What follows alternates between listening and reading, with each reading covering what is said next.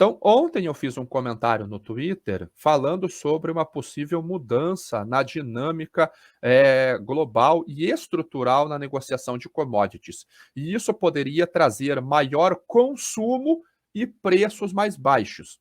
E as pessoas ficaram um pouco confusas. Como que você aumenta o consumo, a demanda e o preço cai? E eu quero mostrar para vocês como que funciona essa dinâmica no mercado de commodities e é algo que nós vamos ensinar no curso que nós vamos fazer com a BMC agora no próximo final de semana. Então, o comentário foi esse daqui.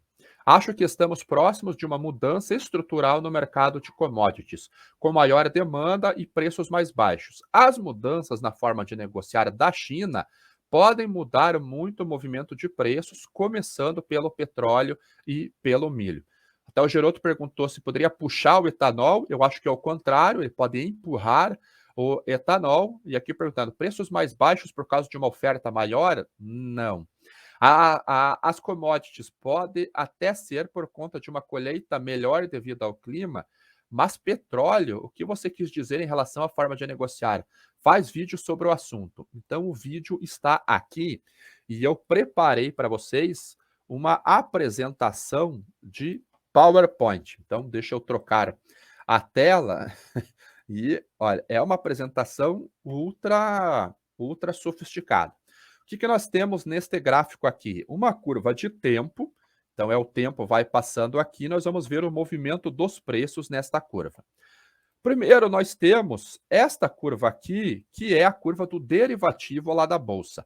Por que nós temos uma curva com altas e baixas? Porque há sazonalidade dentro dessa curva. Se eu estou olhando uma commodity agrícola, isso daqui é entre safra e isto daqui é a safra.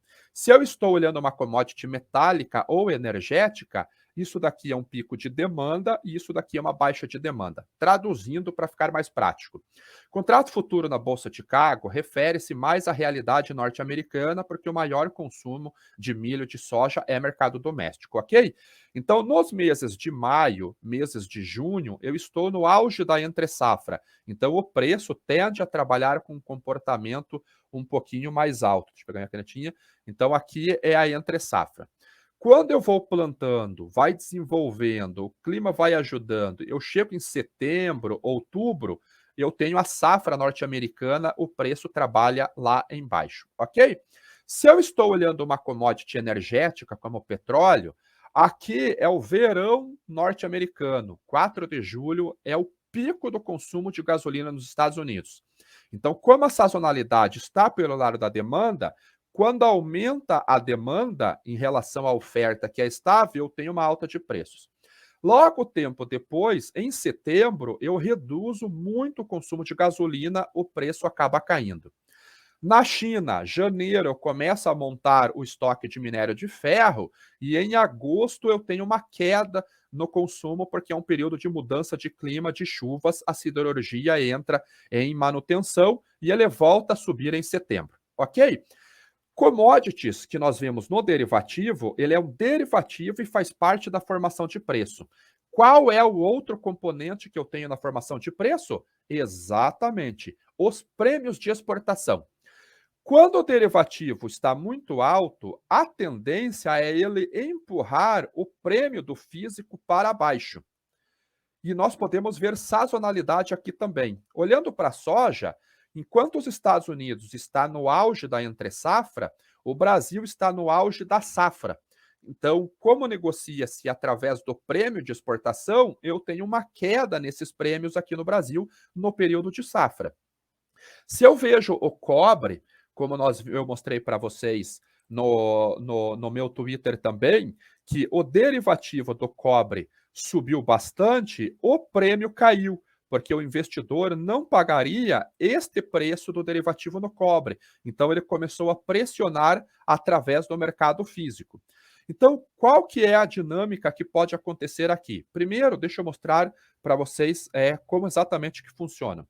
Então, nesta tela aqui, eu tenho as cotações da Bolsa de Chicago para a soja, vencimento março. Quando a soja está em alta, eu tenho o prêmio para entrega em março em baixa. Quando o prêmio sobe, a Bolsa de Chicago cai. Para o milho, a mesma coisa. Quando o prêmio está em alta, a Bolsa de Chicago está em baixo.